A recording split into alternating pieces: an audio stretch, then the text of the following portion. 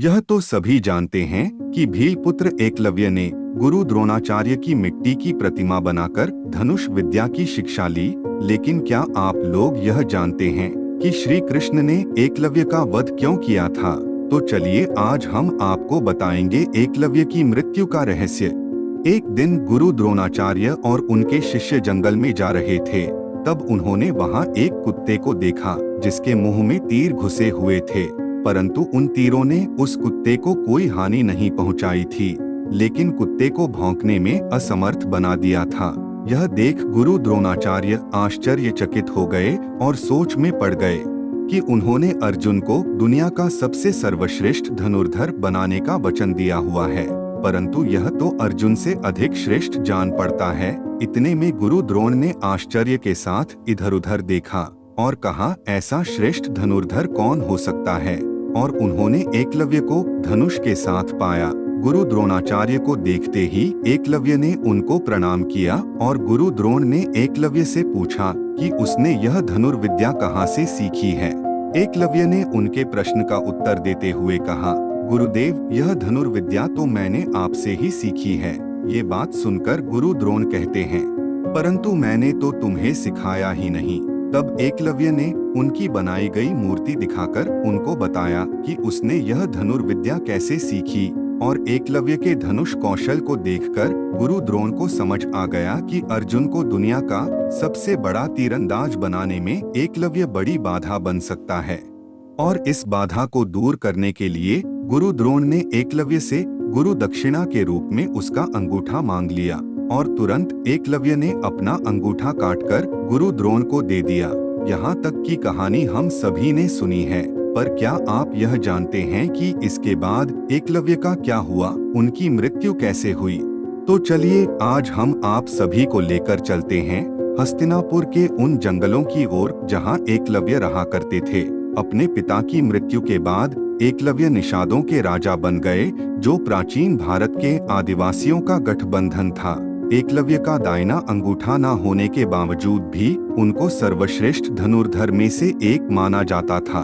एकलव्य और निषाद राज हिरण्यधनु शुरू से ही मगध के राजा जरासंध के समर्थक थे, जो भगवान श्री कृष्ण का शत्रु था। जरासंध महाभारत के सबसे शक्तिशाली साम्राज्य में से एक मगध साम्राज्य का सम्राट था। उसके पास सबसे विशाल सेना थी। जरासंध क्रूर और अत्याचारी राजा था।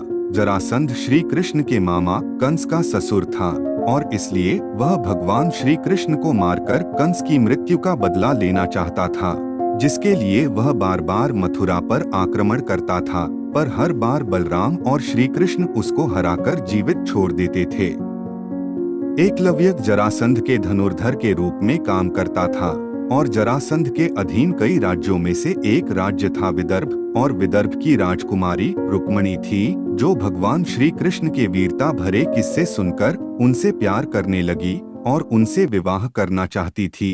रुक्मिणी के पिता राजा भीष्मक भी अपनी पुत्री का विवाह भगवान कृष्ण से करवाना चाहते थे, लेकिन रुक्मिणी के भाई रुक्मी ने इसका विरोध किया, क्योंकि रुक्मी को यह बात पता थी कि कृष्ण और जरासंध की आपस में शत्रुता है।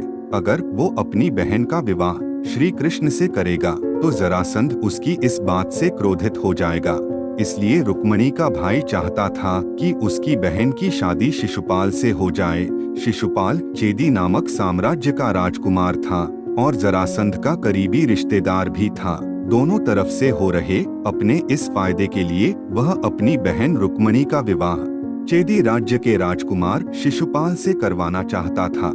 जब रुक्मिणी को इस बात का पता चला तो उसने तुरंत भगवान श्री कृष्ण को यह संदेश भिजवा दिया कि उसका भाई उसका विवाह चेदी के राजकुमार से करवाने की बात सोच रहा है, और उन्होंने श्री कृष्ण को विदर्भ आने के लिए और कोई युद्ध नहीं करने के लिए कहा, क्योंकि रुक्मिणी जानती थी कि अगर युद्ध हुआ तो इसमें उन्हीं के रिश्तेदार और सगे संबंधी मारे जा सकते हैं। इस मुसीबत का हल निकालने के लिए रुक्मिणी ने भगवान श्री कृष्ण को उन्हें खुद का अपहरण करने का सुझाव दिया।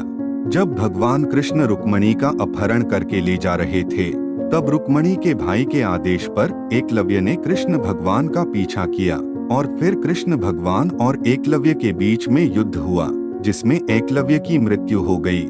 एक और कथा के अनुसार जब राजा युधिष्ठिर राजसूय यज्ञ करवा रहे थे, तब भीम ने कृष्ण भगवान के कहने पर जरासंध को मार डाला था।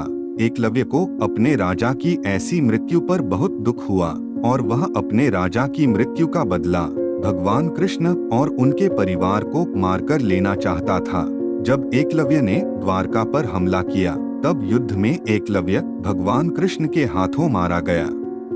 दोस्तों, अगर आपको ये वीडियो अच्छी लगी हो तो प्लीज हमारे चैनल को सब्सक्राइब और लाइक जरूर करें। धन्यवाद।